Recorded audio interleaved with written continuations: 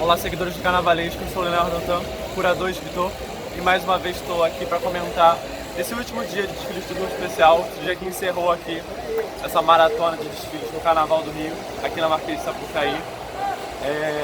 Depois de um domingo muito complicado no quesito que eu analiso, que é o quesito enredo, vocês podem ver o vídeo anterior que eu gravei, a gente teve enredos que passaram muito mal aqui na noite de ontem.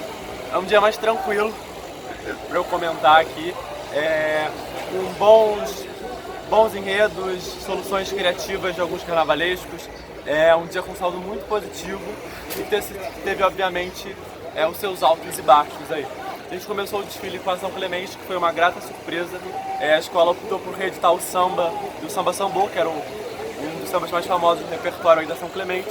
E o mais interessante é que, apesar do samba ser uma reedição, o enredo não era totalmente uma reedição. O enredo passou muito atualizado aqui na Sapucaí. O carnavalesco do Silveira sobre usar e resgatar a ironia e o sarcasmo e a irreverência conhecidos da São Clemente. Foi um estilo que passou de um enredo que passou de uma maneira muito clara aqui na avenida, com o início, ele saía de Hollywood, chegava na saudade dos antigos carnavais.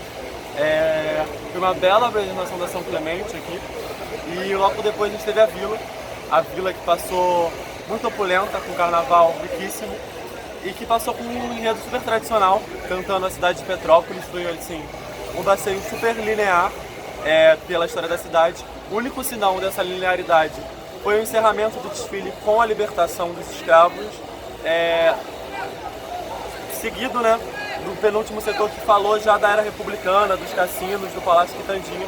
Isso estava justificado no abre-alas da escola, então acho que a escola não deve perder pontos. Era um enredo um tanto burocrático sobre a cidade de Petrópolis, é verdade, mas um enredo muito bem traduzido nas alegorias e fantasias aqui da Vila Isabel. A Vila Isabel faz uma passagem assim, sem sustos. A Portela veio logo depois, na seara de enredos, um enredo super esperado, né, do torcedor portelense, que foi a homenagem a Clara Nunes.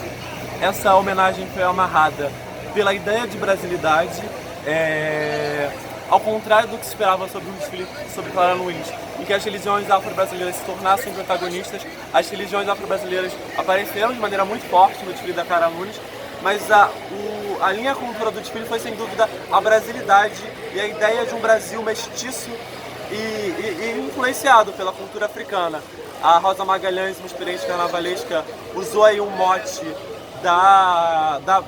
do conceito da modernidade, do movimento modernista, né, que construiu essa ideia de Brasil que a gente tem hoje, esse Brasil alegre, esse Brasil miscigenado que a Clara contou e representou tão bem nas suas músicas.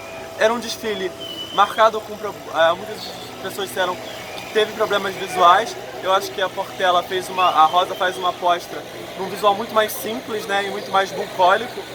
As alegorias tinham sim problemas de acabamento, mas eram sobretudo alegorias cinzelas em sua proposta, dentro de uma proposta modernista, né?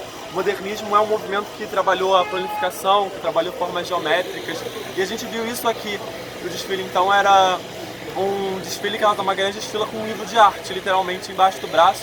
O carro africano que passou aqui do Conto de Areias era lindíssimo, assim. A Portela teve seus altos e baixos, mas foi uma grande apresentação.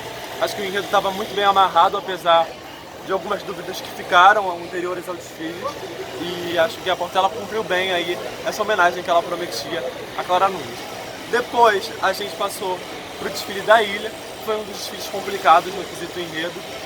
O desfile prometia aí uma peleja poética entre Raquel de Queiroz e José de Alencar.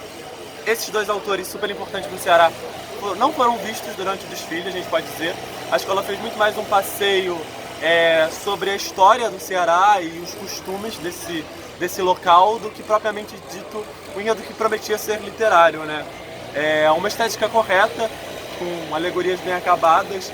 E aí, comentando um pouco, voltando a comentar da Portela, acho que o grande problema da Portela foi ter passado entre uma estética super tradicional e super clássica da Vila Isabel, muito competente, e uma estética muito correta e sem brilhantismo, a estética da ilha, né?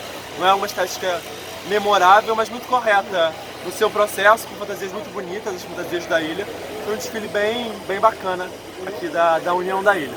Na sequência, a gente teve os dois grandes enredos do ano, na minha humilde concepção aqui, porque a Tuiuti falou do Salvador da Pátria, o bode ioiô, no enredo em que se prometia criticar a crítica política, a Tuiuti mais uma vez apostando na crítica política, e fez um passeio assim muito bem amarrado sobre a história do bode ioiô. O bode ioiô apareceu na comissão de frente ao último carro, em vários momentos do desfile. Esse enredo tinha um tom de fábula, né? Ele começava com a seca, passava pelo litoral, passava um pouco pela história e pela vida do início do século ali do Ceará, onde o bode ioiô viveu. A gente teve uma ilha com o Ceará mais nordestino, mais popular, digamos assim, e a Tuiuti passou com o Ceará mais pujante, mais bem amarrado. O problema da Tuiuti foram os problemas de evolução, né? A escola teve problemas para entrar o seu último carro. O último carro passou muito avariado aqui pela Sapucaí, com problemas na parte hidráulica, problemas de acabamento gravíssimos. Era um carro que, para minha concepção, ia ser o ponto alto do desfile, assim como foi o último carro do ano passado, mas que deixou muito a desejar e, infelizmente, a Tuiuti, apesar de ter feito um desfile muito competente, em alguns quesitos pecou em outro. Logo depois, a Mangueira fez História para contar a não história, porque foi um desfile espetacular da Estação Primeira, um enredo que deve figurar os melhores enredos que a gente já passaram na Sapucaí, pelo seu valor simbólico, né? As escolas de samba que estão acostumadas a cantar a história oficial, as escolas de samba que nasceram contando a história oficial branca sobre ali exatamente o movimento modernista que a Portela falou. A Mangueira simplesmente, desde a sua comissão de frente, rasgou o livro de história e fez uma apresentação fantástica aqui em todos os quesitos, em fantasia, em enredo, em alegoria, os quesitos mais técnicos de pista também. É um enredo muito bem desenvolvido pelo Leandro. Ele prova mais uma vez que é um dos grandes carnavalescos do grupo especial, um carnavalesco que pensa sobretudo o Brasil, que pensa o discurso da escola de samba, que na minha visão é uma coisa fundamental. Encerrando esse panorama, a gente passou com a Mocidade, que foi um desfile que, na sua concepção, era muito confuso em falar sobre o tempo, né? São muitas vertentes que o tempo tem, como que isso ia se dar na avenida. E, ironicamente, para falar do tempo, a Mocidade fez a escolha mais linear do tempo. Ela falou da concepção de tempo, de como o homem foi regulando essa ideia de tempo, de como ele foi lidando com essa ideia de passagem de tempo ao longo da história da humanidade. A Mocidade teve problemas de acabamento em algumas alegorias, sobretudo a última, que deixou um pouquinho a desejar. Mas ele fez um desfile bastante correto, com altos e baixos aqui, e deve se credenciar na briga por uma posição ali no Sábado das Campeãs, provavelmente. Eu acho que foram dias muito díspares. Quem viu meu vídeo de domingo, eu falei que a festa estava passando por uma crise identitária e de linguagem.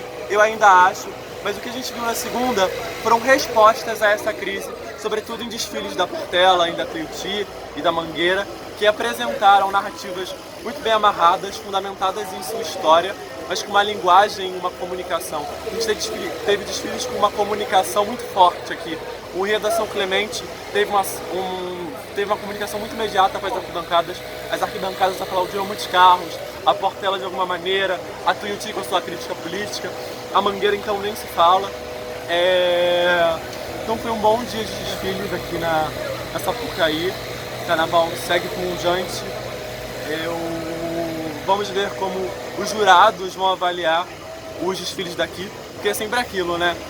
Os jurados legitimam o que a gente vai ver na Sapucaí no próximo ano. Então, dependendo da campeã e da vice-campeã, das primeiras posições desse ano, provavelmente o que a gente vai ver as escolas tentarem repetir aqui, como foi esse ano, com propostas mais cênicas e de alegorias mais teatrais, como foi o desfile da Beija-Flor campeão. Então eu me despeço aqui de vocês, agradeço quem acompanhou aí as crônicas, agradeço o Carnavalesco pelo convite. Ficamos por aí, a gente se vê ainda pelo Carnaval e até 2020.